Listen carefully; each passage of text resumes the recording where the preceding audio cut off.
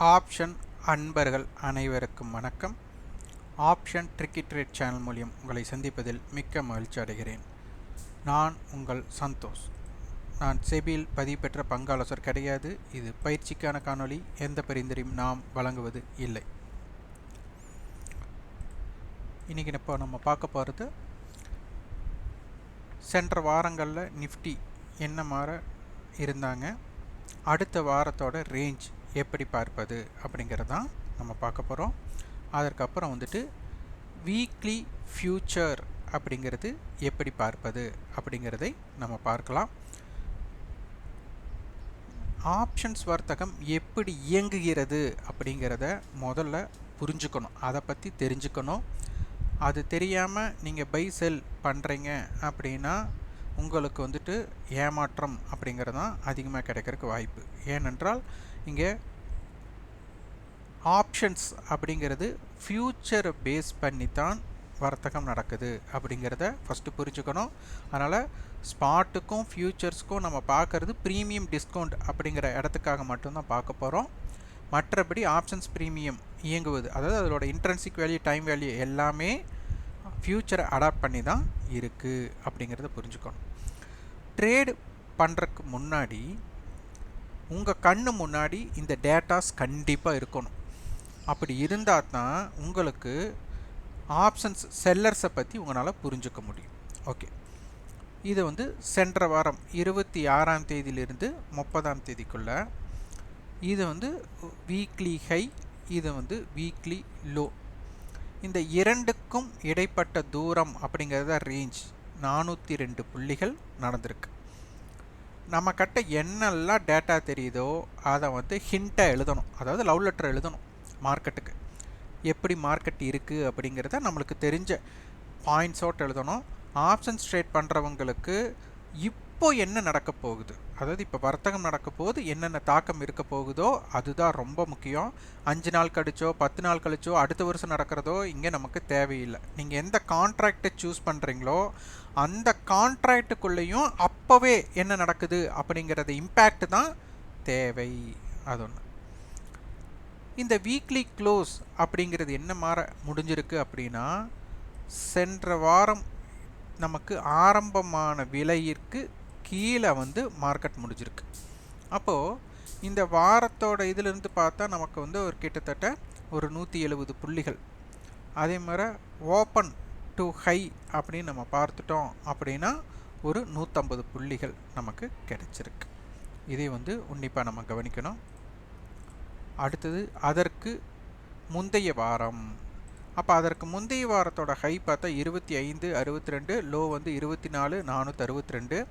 அப்போ இந்த வாரத்தில் பார்த்திங்கன்னா உங்களுக்கு சென்ற வாரத்தோட ஹைக்கு மேலே மார்க்கெட் ஒரு 17 புள்ளி தான் மேலே போயிருக்காங்க.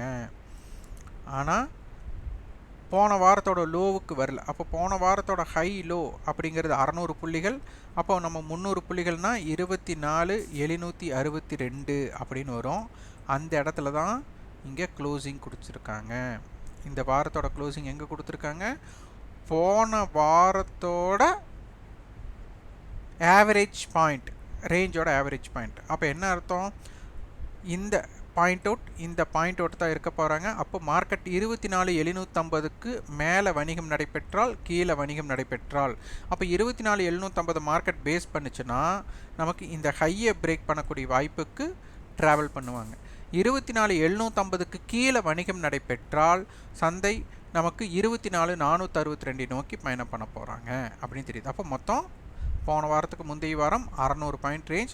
அதுவும் பார்த்திங்கன்னா வீக்லி ஓப்பன் என்னவோ அதை விட க்ளோஸ் கம்மி. அப்போது இந்த போன வாரத்தோட க்ளோஸுக்கு கீழே தான் இந்த வாரம் க்ளோஸ் பண்ணியிருக்காங்க அப்படிங்கிற டேட்டாவும் கிடைக்குது. அப்புறம் அதற்கு முந்தைய வாரம் தான் பார்த்திங்கன்னா என்ன ஓப்பன் ப்ரைஸோ அதுக்கு மேலே க்ளோஸ் கொடுத்துருக்காங்க. அதற்கு முந்தைய வாரம் ரேஞ்ச் 738 புள்ளிகள் நமக்கு கொடுத்துருக்குறாங்க. அப்போ இதிலிருந்து என்ன தெரியுது? நமக்கு இன்னுமே மார்க்கெட் போன வாரம், அதற்கு முந்தைய வாரம், அதற்கு முந்தைய வாரம், அப்போ அந்த 3வது வாரம் இருக்குது, லாஸ்ட் 3 வீக்ஸ் சொல்லுவாங்க, அதற்கு இன்பிட்வீன் மூமெண்ட் மார்க்கெட் அதற்கு உட்பட்டு தான் இருக்கிறாங்க. அப்போ இங்கே என்ன ஆகலை அப்படின்னா இன்னும் நமக்கு ஒரு பிரேக் அவுட் அப்படிங்கிறது இங்கே நமக்கு கிடைக்கவில்லை. அப்போ மார்க்கெட் என்னென்னா அன்டிசைடிங்கில் இருக்கிறாங்க. அப்போ இதில் வந்துட்டு நம்மளுக்கு ஆவரேஜ் பாயிண்ட் அப்படின்னு எடுத்துட்டா 738 750ன்னு வச்சுட்டா நமக்கு 375 புள்ளிகள். அப்போ 400ன்னு ரவுண்ட் ஆஃப் பண்ணுங்கள், அதிலிருந்து 25 புள்ளிகள். அப்போ இதிலிருந்து 400 புள்ளிகளை ஃபஸ்ட்டு ஆட் பண்ணோம் அப்படின்னா 24,778ன்னு வருது. அப்போ அதிலிருந்து நம்ம வந்துட்டு 25 புள்ளிகளை கழிச்சிட்டோன்னா 24,750 அப்படிங்கிற டேட்டாஸ் கிடைக்குது. அப்போ இதுலேயும் பார்த்தீங்கன்னா 24,750 அப்படிங்கிற டேட்டா கிடைக்குது. இந்த வாரத்தோட க்ளோஸ் 24,750 கொடுத்துருக்குறாங்க. அப்போ இந்த 750 அப்படிங்கிறது மிக முக்கிய புள்ளியாக இருக்க போகிறது அப்படிங்கிறத இந்த இடத்துல நம்மளுக்கு என்ன ஆகுதுன்னா தெரிய வருகிறது. இதை உன்னிப்பாக நம்ம கவனிக்க வேண்டும். ஓகே, இந்த டேட்டாஸ் எல்லாம் ஃபஸ்ட் இருக்கணும். அப்போது நமக்கு அடுத்த வாரம் எங்கே ஓப்பன் ஆனாலும் சரி, அந்த வீக்லி ஓப்பனுக்கு மேலே இருந்தால் கால் செல்லரோட பேனிக் துவங்கும், ஓப்பனுக்கு கீழே இருந்தால் புட் செல்லரோட பேனிக் துவங்கும். அப்போது இந்த இடத்துல வீக்லி ஓப்பன், இந்த வீக்லி க்ளோஸ். அப்போது 24,750க்கு மேலே வணிகம் நடைபெற்றாலும் வீக்லி ஓப்பனுக்கு மேலே வணிகம் நடைபெற்று கொண்டே இருந்தால் நமக்கு சந்தை மேல் நோக்கி போகிறக்குண்டான வாய்ப்பாக இருக்கும். அதே மாதிரி 24,750க்கு கீழேயும் நமக்கு வந்துட்டு வீக்லி ஓப்பனுக்கு கீழேயும் லாஸ்ட் வீக்கோட லோவுக்கு கீழே வணிகம் நடைபெற்று கொண்டிருந்தால் சந்தை 24,462 24,350 அதாவது 24,500ங்கிறது ஒரு ஆவரேஜ் பாயிண்ட்டாக தொடர்க்கு வாய்ப்புகள் மிக அதிகமாக இருக்கும். அப்போ இதை உன்னிப்பாக கவனிங்க. மார்க்கெட் என்ன பண்ணுறாங்க, ஒரு பிரேக் அவுட்டுக்காக தேடிக்கொண்டிருக்கா, ஆனால் ரியல் பிரேக் அவுட் இல்லை. இது வந்துட்டு ஆவரேஜ் பாயிண்ட் அப்படிங்கிற 24,750 நம்ம பிடிச்சிருக்கோம். ஓகே, இப்போ பார்த்தீங்க அப்படின்னா 24,750 ஸ்பாட் முடிஞ்சிருக்காங்க. Weekly future 24,800 strike. நமக்கு வீக்லி ஃபியூச்சர் அப்படிங்கிறது இங்கே இல்லை. அப்போ இது எப்படி கண்டுபிடிக்கலாம் அப்படின்னா, இதற்கு ஒரு சிந்தட்டிக் ஃபியூச்சர் அப்படின்னு சொல்லுவாங்க. ஒரு ஸ்ட்ரைக்கோட கால் புட்டோட டிஃப்ரென்ஸ் தான் நமக்கு வீக்லி ஃபியூச்சர். ஒவ்வொரு ஸ்ட்ரைக்குக்கும் நீங்கள் கணக்கிட்டிங்கன்னா இது கரெக்டாக வரும்னா ஒரு கணக்கில் ஒரு 5-10 அந்த மாதிரி இருக்கலாம். அது இம்ப்ளைடு வால்ட்டிங்கிற ஒரு டிஃப்ரெண்ட் இருக்கிறனால அதையும் நம்ம பார்த்துடலாம். அப்போ 24,800 க்ளோசிங் ப்ரைஸ் பார்த்தா 199 208. அப்போ இது ஆவரேஜ்னால் நமக்கு வந்து பார்த்திங்கன்னா 24,792ல் இருக்கிறாங்க, வீக்லி ஃபியூச்சர் இருக்காங்க. காரணம் என்னென்னா, நமக்கு கால் ஆப்ஷனோட புட் ஆப்ஷனோட விலை ஜாஸ்தியாக இருக்குது, 8 ரூபாய் ஜாஸ்தி இருக்காங்க. அதை நம்ம அந்த 8 ரூபாயை 24,800 கழித்து விட்டோம். அப்போது இங்கே நமக்கு என்ன கிடைக்கிது அப்படின்னா 42 புள்ளிகள் ப்ரீமியத்தில் மார்க்கெட் இருப்பதாக தோன்றுகிறது. அப்போ மார்க்கெட் ப்ரீமியத்தில் இருக்குது அப்படின்னா டிமாண்ட் இருக்குதுன்னு அர்த்தம். டிமாண்ட் இருக்கிற பொருள் என்ன ஆகணும், விலை உயர வேண்டும். அப்போ விலை உயரணும்னா ஓப்பன் அப்படிங்கிற இடத்த இவங்க தக்க வைக்கிற வரை தான் இதுக்கு மதிப்பு. அப்போ ஓப்பனுக்கு கீழே மார்க்கெட் இருந்தால் கால் செல்லர் வந்து டேக் ஓவர் பண்ணிவிடுவாங்க, மார்க்கெட்டை டேக் ஓவர் பண்ணிவிடுவாங்க. அதனால் மார்க்கெட் ப்ரீமியத்தில் இருக்கிறதுனால ஓப்பனுக்கு மேலே இருக்கிறது மட்டும்தான் இவங்களுக்கு ஒரு மரியாதையான ஒன்று. இதை நீங்கள் கவனிக்கணும். அடுத்து 24,800 பேஸ் பண்ணி பார்க்கும்போது இந்த நமக்கு ஹை அப்படிங்கிறது எப்போவுமே வந்து ஒரு சப்ளை ஜோன். அப்போ இந்த சப்ளை ஜோன் அப்படிங்கிறதுனால இப்போ 24,800 கால் 269 ரூபாய் அப்படின்னா இந்த 269ஐ இவர்கள் கடக்கவில்லை எனில், நம்ம கடக்கலான்னு தெரியாது. அப்போ இந்த 269ங்கிறது இவங்க கடக்கவே இல்லைன்னா மார்க்கெட் வந்துட்டு 25,069ஐ கடக்காது. இது ஏன் அப்படி சொல்கிறீங்க அப்படின்னு ஒரு டவுட் வரும். நம்ம எக்ஸ்பைரி பாயிண்ட் ஆஃப் வியூவில் பார்க்க போனால் ஐடிஎம் ஆப்ஷனுக்கு மட்டும்தான் மதிப்பு இருக்க போகிறது, ஓடிஎம் ஆப்ஷனுக்கு என்ன இருக்காது, மதிப்பு இருக்காது. அப்போ இந்த 269 ரூபா மதிப்பு நமக்கு வந்து இந்த எக்ஸ்பைரியில் கொடுக்கணும் அப்படின்னா முதல் 24,800 கால் வந்து ஐடிஎம்மாக இருக்கணும், அதாவது மார்க்கெட் 24,800க்கு மேலே இருக்கணும்.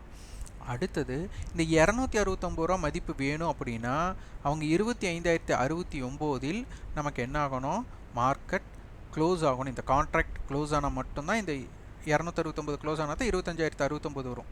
ஸோ இது ஒன்று. அடுத்து 245 ரூபா புட்டோட ஹை.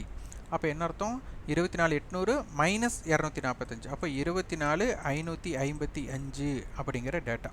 அப்போ 245 ரூபாயை புட் ஆப்ஷன் கடக்கவில்லை எனில் 24,555க்கு கீழே மார்க்கெட் போகாது. அப்போ இதற்கும் உண்டான விலையில் நடுப்புள்ளி அப்படிங்கிறது நமக்கு பிரேக் ஈவன் பாயிண்ட்டாக நம்ம எடுக்க போகிறோம். அப்போ இதற்கும் உண்டான தொலைவுன்னு பார்த்தா 25,000 ஃபுல்ஃபில் பண்ணால் நமக்கு 445 புள்ளிகள் வந்துடும். இந்த 69 புள்ளிகளை ஆட் பண்ணுங்க. அப்போ 514 டிவைட் பை 2 போட்டால் 257 புள்ளிகள் நமக்கு வரும். அப்போ இதிலிருந்து 257 புள்ளிகளை நம்ம ஆட் பண்ணால்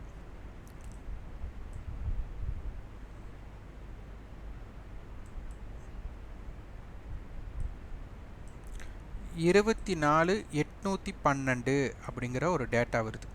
இந்த 24,812 நீங்கள் உடனே ஸ்பாட்டுக்கு போய் பார்க்கக்கூடாது, ஃபியூச்சர்.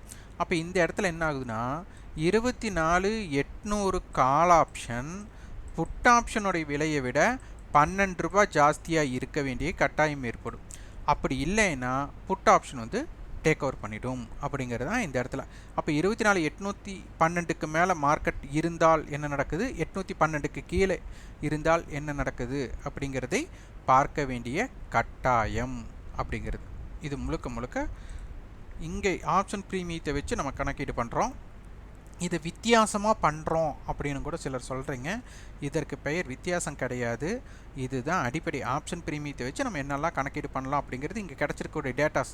அப்போ இதை வச்சு நம்ம பார்த்துட்டே வரணும். அடுத்தது 24,800 இந்த லோ பாயிண்ட்ஸ் இருக்குது. அப்போது கால் ஆப்ஷன் 184 அப்படின்னா 24,984, புட் ஆப்ஷன் 160 ரூபாய் அப்படின்னா 24,637. அப்போ இதற்கும் உண்டான தொலைவு அப்படின்னு பார்த்தா நமக்கு ஒரு 350 புள்ளிகள் வருது. டிவைட் பை 2 போட்டால் 175. அப்போ இதோட 175 ஆட் பண்ணுங்க.